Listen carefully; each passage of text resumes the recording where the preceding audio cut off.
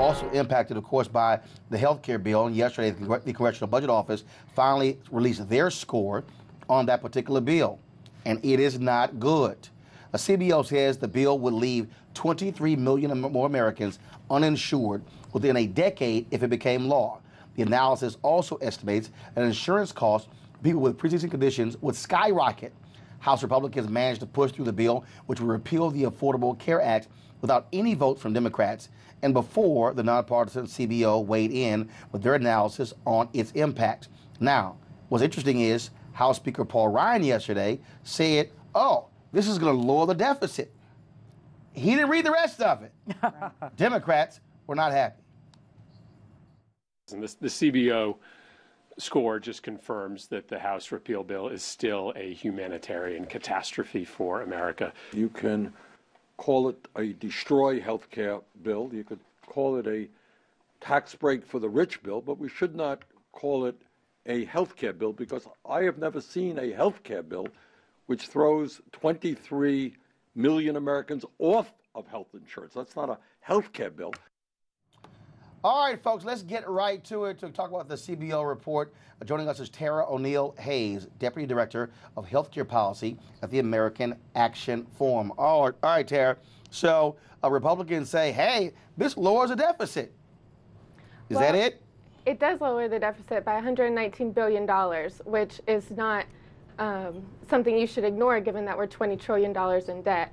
However, it also will reduce premiums in the future. It will give people more choice and more access. Right now, the individual insurance market is failing. You have premium increases of 25% this year, after 10% increases last year, and we're expecting at least 20% increases next year, minimum. But actually, question, what about, though, the folks with pre-existing conditions, the elderly who are going to see premiums skyrocket, some estimates 800%? Do they matter? Absolutely, Martin, they matter. You can't ignore that. But what you have to understand is the pre-existing condition, there's a lot of fear there with that provision.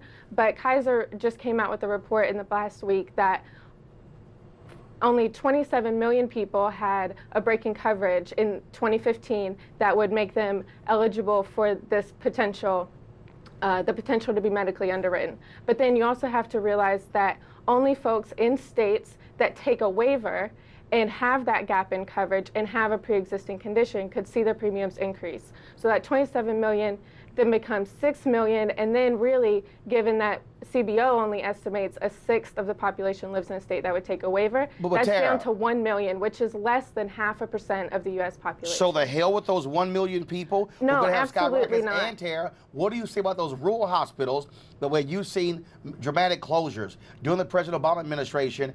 You saw that in North Carolina, Louisiana, and Mississippi. So all of those Trump voters, all those folks wearing the Make America Great Again hats, they're the ones who are going to be impacted, because as a result of this bill, you're going to see more rural hospitals shut down. What do you tell those folks? So actually, this bill puts $43 billion back into the DSH program, the Disproportionate Share Hospital Program, that Obamacare actually cut. But here's so the problem, $43 billion is going back to those hospitals. But you're not going to allow Medicaid expansion, and the states that had Medicaid expansion, that's what allowed them to keep those hospitals open. The CBO also said, as a result of this bill, various states are not going to be able to fill that hole. In Oregon, they estimate having a $2.8 billion hole in their budget as a result of this bill. What do you say to those states that have actually benefited from the Affordable Care Act? What do you say to them? Well, they're now looking at anywhere from $1 to $3 billion to make up in their state budgets.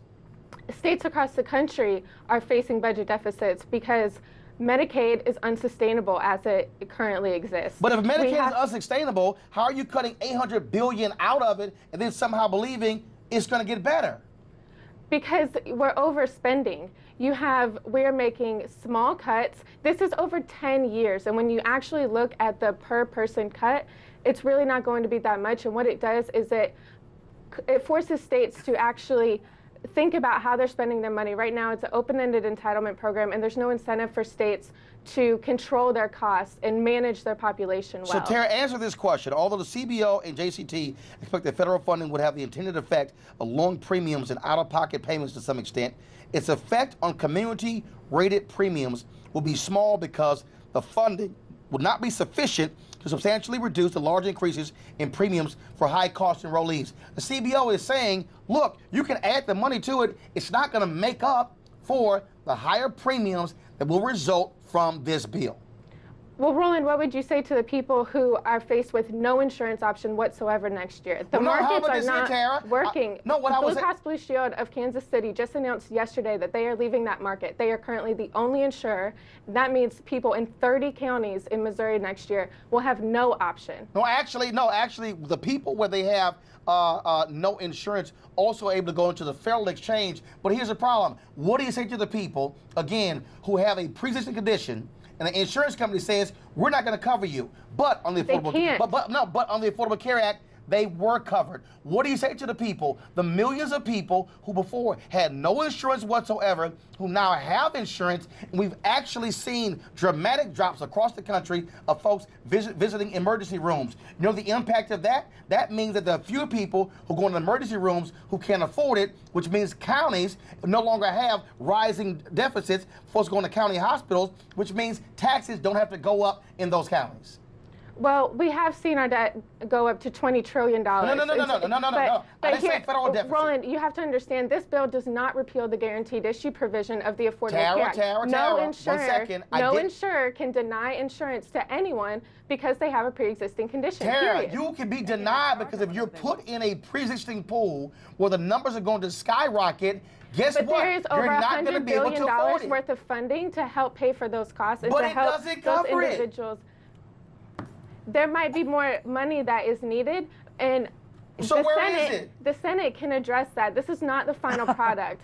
This is still going through the process, and any of these concerns hopefully will be addressed as the Senate moves forward. Well, I'll tell you what, Tara, you might have great health insurance, but I can tell you there are a whole bunch of Trump supporters out there who voted for him, who are now crying, who are now sitting here sad because they're realizing they're about to get screwed. And I'm going to tell you right now, if this bill stands, you can kiss goodbye Republican majorities in the House and the Senate in 2018. They can kiss goodbye their coverage anyway because insurers are fleeing the market. They might not have any option anyway. Well, insurers are fleeing the market because also they're being strangled by folks not putting the money into the system. And secondly, they're also fleeing the market because they say it's not sustainable. But I do know one thing, the healthcare insurance costs, the healthcare stock prices have greatly increased in the last 4 months.